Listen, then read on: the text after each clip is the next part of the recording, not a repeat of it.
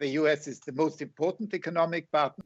Америка е навистина најзначаен економски партнер за Европа, додека Кина е на второ место. Меѓутоа, дојде до промени и САД тргна по патот на трговско и економско одвојување од Кина, додека Европа отиде во спротивна насока. Тоа ќе биде тема на разговори меѓу САД и ЕУ не само во следните 4 години за време на мандатот на Бајден, туку можеби во следните 10 години. Кинеско-европското приближување започна во екот на глобалната финансиска криза во 2008-та, која особено ја погоди Европската унија, вели Штефан Лене, аналитичар од Институтот Карнеги за Европа. Кина, токму во тој период, тргна со големи инвестиции во европските држави. По 5 години, во 2013-та, беше одржан заеднички самит на кој Европската унија и Кина покренаа промоција за сеопфатно заедничко стратешко партнерство до 2020-та. Набрзо потоа, председателот Ши Џинпин ја оствари и првата државничка посета за еден кинески лидер на Брисел. Европско-кинеското приближување беше во согласност со тогашните интереси на САД, смета аналитичарот Чарлс Капчан. Сето тоа беше во духот на претварање на западниот либерален поредок во глобалниот либерален поредок. Действувавме под претпоставка дека како што Кина ќе станува побогата, незината средна класа ќе се зголемува, ќе се либерализира и самиот систем во Кина.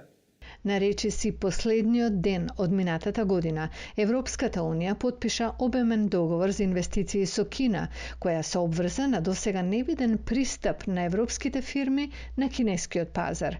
Лене смета дека Европската унија не ги занемарува кинеските прекршувања ниту на економско, ниту на политичко поле. Европската унија не е случајно. In 2019 the EU Во 2019 ја прогласи Кина за европски партнер, но и европски конкурент и стратешки ривал на поширок план. Европа и натаму се надева дека Кина ќе ја согледа предноста од преземање на улогата на беневолентен глобален актер.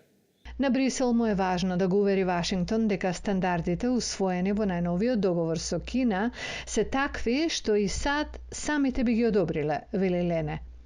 Чарлс Капчан од своја страна истакнува дека за администрацијата на Бајден значајно е трансатлантските сојузници да го имаат предвид и прашањето на војна и мир и во другите региони, како што е Пацификот, каде надворешно-трговската размена во која Европа значително учествува, изнесува над 10.000 милиарди долари годишно.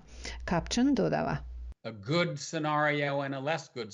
Постои добро или помалку добро сценарио за еднината. Или ќе успееме да седнеме на заедничка маса со Кина и да се договориме за заедничките меѓународни цели и патот до нив, или нема. Неуспешно сценарио би можело да доведе до опасно напнати стратешки односи, како времето на студената војна со Советскиот сојуз. Тоа беше биполарен однос меѓу американската демократија и советскиот комунизам. Кина само пред неколку дена испрати најмалку 15 борбени авиони, противморнарички летала и авиони за наблюдување во тајванскиот воздушен простор, заедно со најмалку 6 бомбардери покрај 4 борбени авиони. Тајван возврати со свој летала. САД изразија цврста поддршка за Тајван и испратија американска флота во Јужното Кинеско море.